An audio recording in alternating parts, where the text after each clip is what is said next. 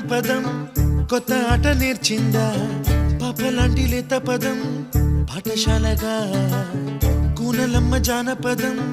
పల్లె దాటి వచ్చిందా చవళిల జానతనం పాట చూపగా కుంచెలో తాగే చిత్రాలు ఎదురొచ్చేలా అంతటా